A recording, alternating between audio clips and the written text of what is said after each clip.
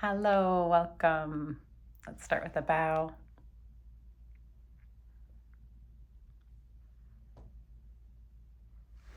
Today, I'm going to be talking about emotionally focused counseling, and this approach is grounded in the humanistic and existential traditions.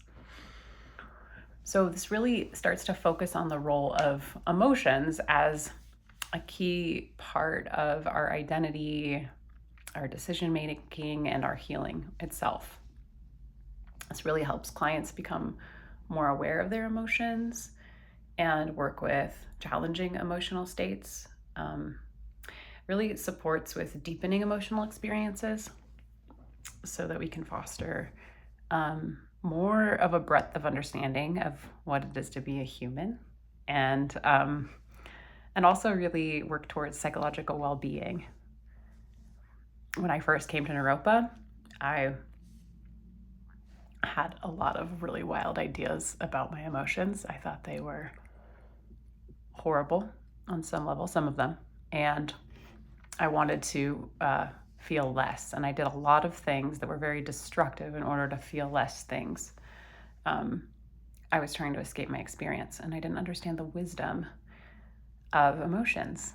And over time, I've come to understand the wisdom, the power, the potency, and the potential of feelings for really helping us heal.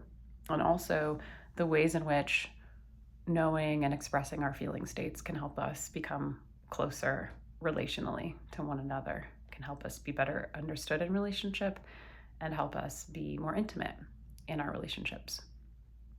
So you could consider for yourself what your relationships to your own emotions are. Which emotions do you label as unwanted, and which emotions do you accept, or which emotions were disavowed in your family of origin, and which emotions were acceptable. It's great to make a list, because often the way that we relate to emotion can really impact the way we work with our clients, and we really want to be able to work with all the different emotional states, regardless of how we came to understand emotionality and which emotions were allowed, which ones weren't growing up. And so good to really do some soul searching around that. Like what emotions are the most challenging for you? You could take a moment to even pause this video and write a few things down about what you know and what you came to learn about your emotional experience. So this was really really developed, in the 80s. And it really integrates elements of person-centered therapy, Gestalt, existential therapy, and has evolved as a scientifically validated approach to dealing with emotional challenges. It was developed in the 80s by Leslie Greenberg. And it really emphasizes the centrality of emotions as part of the human experience. It teaches clients how to access, explore, and transform difficult emotions to really promote healing and personal growth. So the foundations of this approach are that emotions aren't just responses, but they're actually adaptive in nature. Emotions help us understand our environment and guide our action in a very meaningful way. And it's really experientially focused. And so this really is relating to the immediacy of the client experience in the present moment. And really using this emotional experience as possibility for insight and change. Really coming to know what's really occurring right here, right now. Can we slow down with that? Can we sit with it? Can we explore it? Can we be with the emotional process? A key concept is that our emotional schemes or patterns really represent how we process and experience emotions based on our past experiences. And the therapeutic approach really involves transforming maladaptive schemas into more adaptive ones. So the role of the therapist is really to create a safe and supportive space for the person to really explore the depth of their feeling with clarity and really understand what's really occurring here. Can we be with it? We really support facilitating this process as it's naturally unfolding, like with organicity, rather than trying to direct or facilitate. We're really noticing, slowing down, and being with what wants to arise. So good to know when we think of emotionally focused counseling, we're really thinking of, emotions. What are emotions? So we have primary emotions and we have secondary emotions. The primary emotions are really our initial natural emotional responses to a situation. And I like to say the primary emotions, you can list them on a hand, are mad, sad, glad, shame, or fear. Mad, sad, glad, shame, fear. And it can often be hard for clients even to name their feelings. And so if you give them those 5, most of the other secondary emotions come after those central kind of feelings at the center of the wheel. Our secondary emotions are often a reaction to our primary emotions. It could be that you're angry because you're sad. Could be that you're feeling shame because you're sad. But that secondary layer of emotion is what kind of gets placed or overlaid onto that primary emotion. And it can actually be a bit of a defense. So for example, when I'm sad, I get frustrated. And for me, it's easy for me to express the frustration, but can be challenging to kind of come back to that like hurt, sad, vulnerable place. For others, so much easier to go towards sad than frustrated. And often that has to do with our, that early schema of what was represented in our family. And so we also can think of maladaptive feelings and adaptive feelings. Adaptive feelings are our feelings that really help us move towards healthy action. So really processing our grief and our sadness, really allowing us to feel and to move through different feeling states. Maladaptive feelings are feelings that keep us stuck and actually are no longer helpful. So we could say chronic shame, for example. It can be very maladaptive, can keep us really stuck, can also keep us isolated and feel like we're the only one who experiences, fill in the blank, X, Y, or Z. And so we really want to support our clients in just becoming more aware of what the emotions are and how to express them. And this sometimes has to do with expressing or feeling into emotions that were repressed or formally denied. And we're also working not just on feeling deeply, but it also starts to support in titrating our feelings or offering some degree of emotional regulation. So noticing when we're getting swallowed by a feeling and helping our clients regulate and becoming aware of other things in the environment, other ways of regulating strong feelings. And so we start to learn, the emotional experience can also teach us about unmet needs, and we can learn about reframing experience, really studying about the need, what wasn't met, and learning these core underlying feelings, so that we can live a more full life.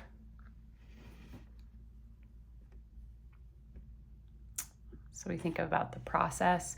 The process really relates to our awareness practices, really helping our clients become more aware of emotion and sensation. Where does the emotion live in the body? What's the texture of the feeling or the emotion? What's the quality of it? How big or small is it in the body? What's the how, what's the real emotional texture? Is it very dense? Is it very spiky? Is it very spacious or airy or fluid? We start to really identify the emotional experience, and we start to differentiate between the different emotions. We're also really encouraging our clients to fully express their feelings in a supportive environment. So this could be verbal expression. It also can be physical movement, like really letting clients, you could think about like pushing against a wall and like getting out anger or moving through something in that way. It also can involve creative expression, drawing your shame so you're not internalizing it, like just externally be able to see the shame on a piece of paper, or dancing your sadness, writing poetry, right? Like having other creative outlets for feeling states. Movement can be a great one. Yeah, and we really start to, support our clients in really deepening the understanding of their emotion. So really beginning to focus on our felt sense, understanding the experience more deeply, slowing down, taking time to be with the feeling, or even letting the feeling speak to us. What is that sadness wanting to say? Yeah, and then we also can see, some empty chair technique, which you'll learn more about in Gestalt, but really often exploring the unresolved emotional conflicts with others or parts of our own selves. Yeah. And so it's also related to transformation of emotion. And our emotion comes and it's actually naturally trying to tell us something, often about an unmet need, as I mentioned earlier, but it has its own wisdom, its own path, and its own message. It has its own intelligence. And so we slow down and we learn about what is this emotion really wanting us to learn and know, and how is it wanting to, we could almost say resolve, how is it wanting to support us in healing and changing naturally and all by itself. And so we're really supporting this transformation process, which is really moving with, moving through, and moving alongside our feeling states, by really deeply listening and slowing down and moving towards. And so a lot of the work that you'll be doing actually next semester in this course is like deepening towards the feeling, staying with, noticing what actually wants to naturally transition into something else all by itself.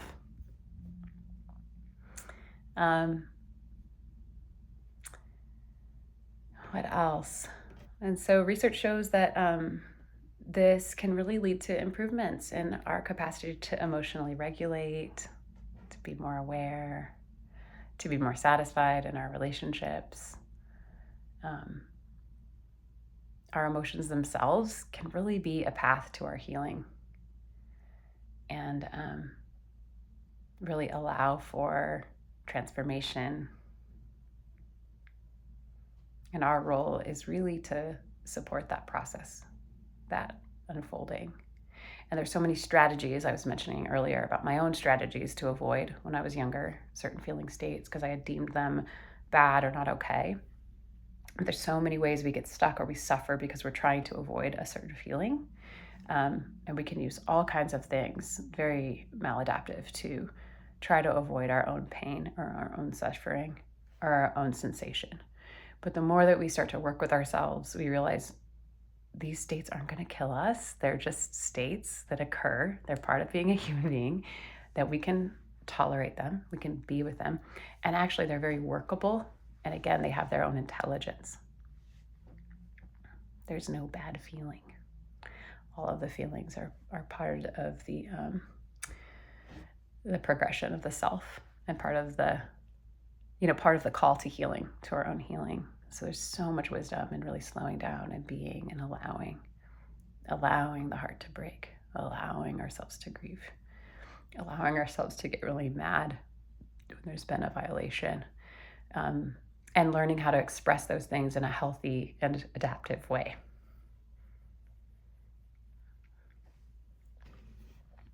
So really thinking about your own emotion with your own relationship with emotions, and also your relationship in the therapeutic process. So you might consider in your own therapy, what's allowable and what do you disallow? Again, what are you allowed to feel? Because if we don't really become clear about some of these biases we have towards certain feeling states, we might be unconsciously limiting our client from fully expressing theirs. It's a really good to know, what was possible, what wasn't possible growing up, and really taking to your own therapy, like those areas that you're wanting to grow into. For example, if anger wasn't allowed, how do you work with that? How do you express? And if sadness wasn't allowed, how do you allow yourself to be vulnerable? How can you work on these edges internally? It'll give you a lot of information about how to work with the edges within your clients. Um,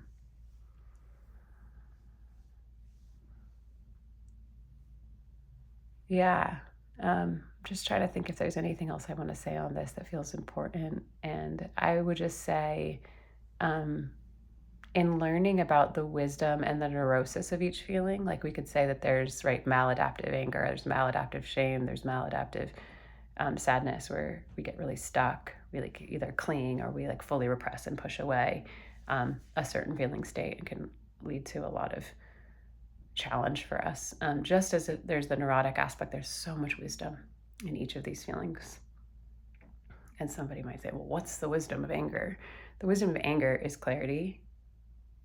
Anger is clear, knowing boundaries, and knowing how to get more of what you need and want in relationship. So when you're feeling frustrated, being able to slow down and learn about yourself. What is this frustration telling me? What is the unmet need? How do I learn to express that in a way that's relational and connective? How do I learn to protect myself? Like some of these things. So each of the feelings has both wisdom and the potential for neurosis. And underlying the feeling state itself is just basic aliveness, basic energy, this wild, basic aliveness that has its own way of, wanting to transform and support us. Yeah. So thank you. We'll close here with a bow. May your explorations continue.